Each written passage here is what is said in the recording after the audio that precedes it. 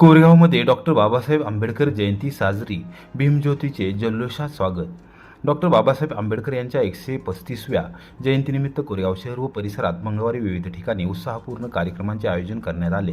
सामाजिक समता, न्याय आणि बंधुतेचा संदेश देणाऱ्या या महामानवाला अभिवादन करण्यासाठी नागरिकांनी मोठ्या संख्येने सहभाग घेतला. आझाद चौक येथे झालेल्या मुख्य कार्यक्रमात मान्यवर पदाधिकारी, सामाजिक कार्यकर्ते आणि नागरिकांनी उपस्थित राहून डॉक्टर बाबासाहेब आंबेडकर यांच्या पुतळ्यास पुष्पहार अर्पण करून विनम्र अभिवादन केले. यावेळी त्यांच्या महान विचारांचा जागर करत सामाजिक समता, न्याय, बंधुतेचे महत्त्व अधोरेखित करण्यात आले. कार्यक्रमादरम्यान उपस्थितांनी डॉक्टर आंबेडकरांच्या कार्याचा गौरव करत त्यांच्या विचारांचा अवलंब करून समाजात सकारात्मक बदल घडवून आणण्याचा निर्धार व्यक्त केला. विविध वक्त्यांनी त्यांच्या जीवनकार्याचा आढावा घेत शिक्षण, समानता आणि सामाजिक न्यायासाठी त्यांनी केलेल्या संघर्षाची आठवण करून दिली.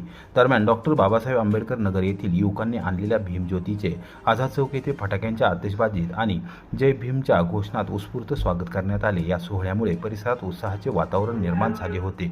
या प्रसंगी ज्येष्ठ नेते चंद्रकांत खंडाईत, जिल्हा नियोजन समितीचे सदस्य राहुल प्रकाश बर्गे, उपनगराध्यक्ष राहुल रघुनाथ बर्गे, माजी उपनगराध्यक्ष सुनीलदादा बर्गे, नगरसेवक सागर बर्गे, साईप्रसाद बर्गे, सागर विरकर, संतोष काका बर्गे, ॲडव्होकेट अमोल भुतकर, युवा मोर्चा अध्यक्ष केदार केंजळे, शिवसेना शहर प्रमुख महेश शामराव बर्गे, दीपक कांबळे, रशीद शेख, अजित बर्गे, अनिकेत घनवट यांच्यासह कोरेगाव विकास आघाडीचे पदाधिकारी, आमदार महेश दादा शिंदेसाहेब, विचार मंचचे कार्यकर्ते, वंचित बहुजन आघाडीचे जिल्हा महासचिव दादासाहेब केंगार, गणेश कारंडे, ओबीसी संघटनेचे जिल्हाध्यक्ष भरत लोकरे, कोरेगाव तालुका अध्यक्ष सतीशराव माने, सचिव विजय मोरे, शंकर खंडाई, संतोष मोरे, अनिल जाधव, लक्ष्मण वाघमारे, विलास रणखांबे आदी पदाधिकारी व कार्यकर्ते यावेळी उपस्थित होते. एकूणच कोरेगावमध्ये डॉक्टर बाबासाहेब आंबेडकर जयंती विविध उपक्रमांद्वारे उत्साहात साजरी होत त्यांच्या विचारांचा संदेश समाजाच्या प्रत्येक घटकापर्यंत प्रभावीपणे पोहोचवण्यात आला.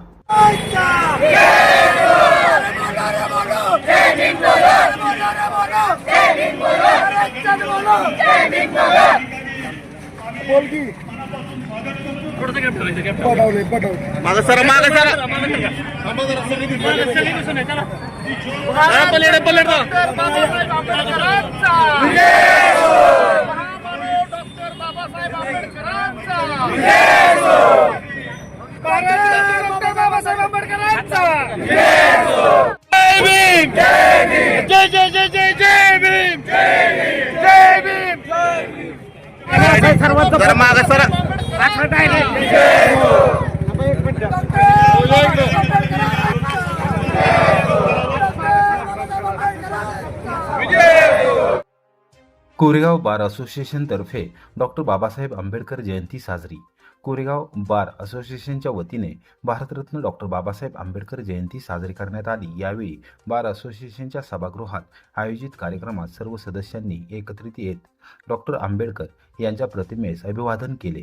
कार्यक्रमाची सुरुवात त्यांच्या प्रतिमेला पुष्पहार अर्पण करून करण्यात आली. यावेळी उपस्थित मान्यवरांनी डॉक्टर बाबासाहेब आंबेडकर यांच्या कार्याचा आढावा घेत त्यांच्या जीवनकार्याचे स्मरण केले. सामाजिक न्याय, समता आणि बंधुता या मूल्यांची जपणूक करण्यासाठी त्यांनी केलेल्या अथक प्रयत्नांचा विशेष उल्लेख करण्यात आला. भारतीय राज्यघटनेचे शिल्पकार म्हणून त्यांनी देशाला दिलेले योगदान अनमोल असून त्यांच्या विचारांचा आजच्या काळातही तितकाच प्रभाव असल्याचे वक्त्यांनी नमूद केले. या प्रसंगी कोरेगाव बार असोसिएशनचे अध्यक्ष ॲडव्होकेट अभिजित केंजळे, उपाध्यक्ष ॲडव्होकेट धैर्यशील खारगे यांच्यासह advocate Tanajirao Pawar, advocate Purushottam Barasawade, advocate Ashokrao Wagh, advocate Gajanan Sawant, advocate Shashikant Kshirsagar, advocate Nilesh Zanjurne, advocate Arun Wagh, advocate Mahesh Shedge, advocate Bhaiyasaheb Jagdale, advocate Ranjit Bhosale, advocate Ravindra Virkar, advocate Chaitanya Wagh, advocate Abhijit Mane, advocate Gayatri Bhutkar यांच्यासह सदस्य यावेळी उपस्थित होते. कार्यक्रमात सर्व उपस्थितांनी डॉक्टर बाबासाहेब आंबेडकर यांच्या विचारांनुसार न्यायव्यवस्थेत प्रामाणिकपणे कार्य करण्याचा निर्धार व्यक्त केला. समाजातील वंचित घटकांना न्याय मिळवून देण्यासाठी वकील म्हणून आपली जबाबदारी अधिक प्रभावीपणे पार पाडण्याची भावना यावेळी व्यक्त करण्यात आली. डॉक्टर आंबेडकर यांच्या विचारांचा जागर करून सामाजिक बांधिलकी अधिक दृढ करण्याचा संदेश देण्यात आला. कमी बोला मन निरोगी, कमी खा शरीर निरोगी. आचार्य राजरक्षित सूरी. कोरेगाव येथील श्री मुनशीरवर स्वामी जिनालय जैन संघामध्ये आचार्य राजरक्षित सूरीजी व पन्नास नयरक्षित विजयजी यांचे मंगळवारी आगमन झाले. यावेळी जैन संघातील बालक बालिकांनी सुस्वागतम गुरुदेव या कार्यक्रमाद्वारे त्यांचे उत्साहात स्वागत केले. तसेच संघातील माता भगिनींनी मंगल कलश घेऊन 3 प्रदक्षिणा घालत अक्षतांनी वंदन केले. यावेळी मार्गदर्शन करताना आचार्य राजरक्षित सूरीजी म्हणाले की कोरेगाव हे साधू साध्वींसाठी महत्त्वाचे केंद्र असून येथे विहार यात्रेदरम्यान अनेक संतांचा सतत वावर असतो. श्रावक श्राविका भक्तिभावाने सेवा करून पुण्य संपादन करतात. शहरांमध्ये 4 महिन्यांचा चातुर्मास असतो तर छोट्या गावांमध्ये 8 महिन्यांचा चातुर्मास असतो, असे त्यांनी सांगितले. भगवान महावीरांचे जीवन अहिंसा आणि संवेदनशीलतेचा आदर्श आहे. वर्धमान कुमार अवस्थेत असतानाही त्यांनी मातेला त्रास होऊ नये म्हणून गर्भात स्थिर राहण्याचा विचार केला होता. या उदाहरणातून आई वडिलांना कधीही दुःख देऊ नये असा संदेश मिळतो, असे त्यांनी स्पष्ट केले. आई वडिलांचे उपकार हे सर्वात मोठे असून त्यांच्या सेवेमुळे आयुष्य, विद्या, कीर्ती आणि बळ प्राप्त होते. आजच्या काळात वाढत्या गर्भपाताच्या घटनांवर चिंता व्यक्त करत त्यांनी पालकांप्रती कृतज्ञता आणि सेवा हीच खरी कर्तव्यपूर्ती असल्याचे सांगितले. भगवान महावीरांच्या साधना काळातील संदेश सांगताना त्यांनी कमी बोला, मन शांत राहते आणि कमी खा, शरीर निरोगी राहते हा मूलमंत्र दिला. विशेषतः ज्येष्ठ नागरिकांसाठी मौनातच खरा आनंद असल्याचे त्यांनी नमूद केले. तसेच जिथे सद्भावना नसते तिथे सल्ला देण्यापेक्षा शांत राहणे हितावह असून आवश्यक असल्यास अरिहंत असा जप करावा, असे त्यांनी सांगितले. दरम्यान बुधवार दिनांक 15 एप्रिल रोजी सकाळी 9:30 वाजता जिनालयात प्रवचनाचे आयोजन करण्यात आले असल्याची माहिती जैन संघातर्फे देण्यात आली. संघटित हिंदू एकतेतूनच सामर्थ्यशाली भारत. कोरेगावमध्ये विराट हिंदू संमेलन उत्साहात. सर्वसमावेशक आणि न्यायपूर्ण भारत घडवण्यासाठी हिंदू एकता अनिवार्य आहे. जातीपातीचे भेद विसरून संघटित झाल्यासच देश अधिक सक्षम आणि शक्तिशाली होऊ शकतो, असे प्रतिपादन मान्यवर वक्त्यांनी येथे केले. येथील एकंबे रस्त्यावरील फुलाई मंगल कार्यालयात रविवारी सायंकाळी विराट हिंदू संमेलन उत्साहात पार पडले. जातपात विसरूया, हिंदू म्हणून एक होऊया या संदेशाने प्रेरित होऊन आयोजित या संमेलनास कोरेगाव शहर व तालुक्यातील नागरिकांनी मोठ्या संख्येने उपस्थिती दर्शवली. या संमेलनात कोल्हापूर येथील श्री पंचदशनाम जुना आखाड्याशी संलग्न तसेच श्री महालक्ष्मी मंदिराचे उपासक श्री श्री 1008 महंत संजय नंदगिरी महाराज प्रमुख मार्गदर्शक म्हणून उपस्थित होते. याशिवाय हिंदुत्ववादी कार्यकर्ते व लेखक भरत आमदापुरे तसेच हिंदू जनजागृती समितीच्या सातारा जिल्हा समन्वयक प्राध्यापक सौ भक्ती डाफळे यांनीही उपस्थितांना मार्गदर्शन केले. संमेलनात छत्रपती शिवाजी महाराजांच्या स्वराज्याची प्रेरणा, राष्ट्र व संविधानाच्या सुरक्षेसाठी हिंदू एकतेचे महत्त्व तसेच सामाजिक एकात्मता यासारख्या विषयांवर सविस्तर विचारमंथन करण्यात आले. सध्याच्या परिस्थितीमध्ये हिंदू समाजासमोरील विविध आव्हानांवरही वक्त्यांनी भाष्य केले. हिंदू धर्माचे रक्षण, समाजातील ऐक्य दृढ करणे आणि सांस्कृतिक वारसा जपणे या उद्देशाने या संमेलनाचे आयोजन करण्यात आले होते. देव, देश आणि धर्म या त्रिसूत्रीवर आधारित राष्ट्र उभारणीसाठी हे व्यासपीठ प्रेरणादायी ठरेल असा विश्वास आयोजकांनी व्यक्त केला. शरद जाधव यांनी स्वागत केले. रमेश तथा नाना कुलकर्णी यांनी गीत गायले. ॲडव्होकेट पुरुषोत्तम बारसावडे यांनी सूत्रसंचालन केले. नगरसेवक ॲडव्होकेट अमोल भुतकर यांनी आभार मानले. कार्यक्रम यशस्वी करण्यासाठी सकल हिंदू समाज कोरेगाव यांच्या वतीने विशेष परिश्रम घेण्यात आले. हिंदू हा एकच धर्म आहे असं नाही आहे, तर याच्यामध्ये मानवता देखील हा धर्म आहे. आज इथे लिहिलेलं आहे की जातपात विसरूया आणि हिंदू म्हणून एक होऊया. जात विपात विसरण्यासाठी, आपण इथं एकत्रित येण्यासाठी मानवता हा धर्म आहे.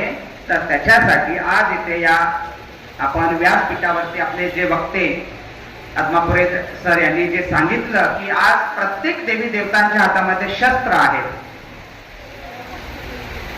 प्रभू रामचंद्राने हातामध्ये शस्त्र घेतलं, ते धनुष्यबाण कशासाठी घेतलं?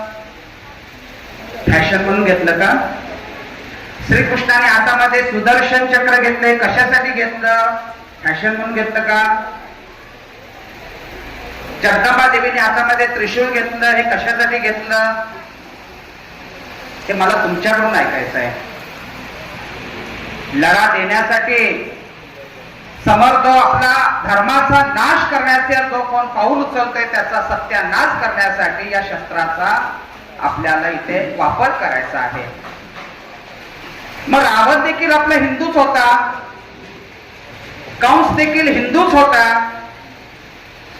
पण विचार बघा, प्रभू रामचंद्र आणि रावण यांच्यात काय मतभेद होत? काही नाही, फक्त विनाशकाले विपरीत बुद्धी होती. विनाशकाले विपरीत बुद्धी असताना म्हणून प्रभू रामचंद्राच्या धनुष्यबाणाने त्या रावणाचा वध झाला. म्हणून प्रभू रामचंद्राला धनुष्यधानी म्हटलं गेलेलं आहे. श्रीकृष्णाने हातात सुदर्शन घेतलं, कशासाठी? कुणाचा वध करण्यासाठी? त्याचा सक्का मामा कोण?